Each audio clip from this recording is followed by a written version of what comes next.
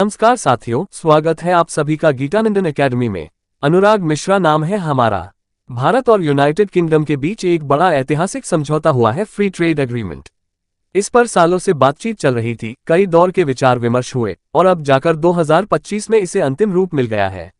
ये केवल एक व्यापारिक समझौता नहीं है, बल्कि भारत के वैश्विक दबदबे की एक नई मिसाल है। अब सवाल यह उठता है कि इसका असर क्या होगा। सबसे पहले तो ये समझिए कि भारत को अब यूके की मार्केट में 99% प्रोडक्ट्स पर जीरो ड्यूटी मिलेगी, यानी सीधे सीधे भारतीय प्रोडक्ट्स यूके की मार्केट में बिना टैक्स के बिक सकेंगे। ये छोटा नहीं बल्कि एक बड़ा गेम चेंजर है, खासकर टेक्सटाइल, लेदर, मरीन प्रोडक्ट्स और एग्रीकल्चर के क्षेत्र में। अभी भारत और यूके का ट्रेड करीब $55 बिलियन का है और चाइना का यूके के साथ ट्रेड $100 - बिलियन तक का। लेकिन अब इस एग्रीमेंट के बाद भारत तेजी से यूके के टॉप ट्रेडिंग पार्टनर की लिस्ट में चढ़ने वाला है।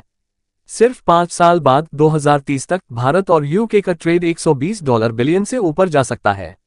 और यही नहीं, धीरे धीरे भारत चाइना को यूके मार्केट में रिप्लेस भी कर सकता है। अब आइए समझते हैं इस डील के पॉलिटिकल साइड इफेक्ट्स। यूके अब भारत के खिलाफ उतने सख्त स्टेटमेंट्स नहीं देगा और संभव है कि जो खालिस्तानी एक्टिविटीज यूके में हो रही थी उन पर भी अब एक्शन शुरू हो जाए। भारत ने साफ शब्दों में कहा है कि फ्री स्पीच के नाम पर अराजकता को सहन नहीं किया जाएगा। इस पूरे समझौते का नाम है CETA comprehensive economic and trade agreement. इस एग्रीमेंट के जरिए भारत ने यह भी सुनिश्चित किया है कि दोनों देशों के हितों का संतुलन बना रहे। व्यापार ही वह पुल है जो दो देशों को स्थायी रूप से जोड़ता है और ये ट्रेड डील इसी दिशा में बड़ा कदम है। अब क्या फायदा मिलेगा भारत को? भारत के एक्सपोर्टर्स को सीधा फायदा मिलेगा। रोजगार के अवसर बढ़ेंगे, खासकर MSMEs और लोकल प्रोड्यूसर्स को। भारत की मैन्युफैक्चरिंग कैपेसिटी को इंटरनेशनल प्लेटफॉर्म मिलेगा। हर राज्य की यूनिक प्रोडक्ट्स जैसे भागलपुर सिल्क, कानपुर लेदर, पंजाब की फूड प्रोसेसिंग अब सीधे यूके को एक्सपोर्ट हो सकते हैं। सरकार भी अब कई डिजिटल पोर्टल्स के जरिए लोगों को एक्सपोर्टर बनने की ट्रेनिंग दे रही है, यानी अब एक आम भारतीय भी ग्लोबल मार्केट का हिस्सा बन सकता है। मेड इन इंडिया को इंटरनेशनल स्टेज मिल रहा है तो क्वालिटी पर भी जोर देना होगा। चलता है वाला एटीट्यूड अब नहीं चलेगा, बाहर की मार्केट में क्वालिटी इज नॉन नेगोशिएबल। अब बात करते हैं कुछ और बड़ी बातों की। यूके अब भारत के एग्रीकल्चरल प्रोडक्ट्स पर 95% टैक्स हटा चुका है, यानी किसान भी अब ग्लोबल एक्सपोर्टर बन सकते हैं। थरूर साहब ने इस पर बेहतरीन आर्टिकल लिखा है, बियॉन्ड हेजिटेशंस, जिसमें बताया गया है कि कैसे भारत को यूके की एक सोफिस्टिकेटेड इकोनॉमी का एक्सेस मिल गया है। ऑस्ट्रेलिया के बाद यूके और अगला नंबर है USA का। अगर इंडिया USA FTA भी साइन हो गया तो सोचिए, टेस्ला जैसी कंपनियों की गाड़ियां भारत में आधे रेट पर मिल सकती हैं।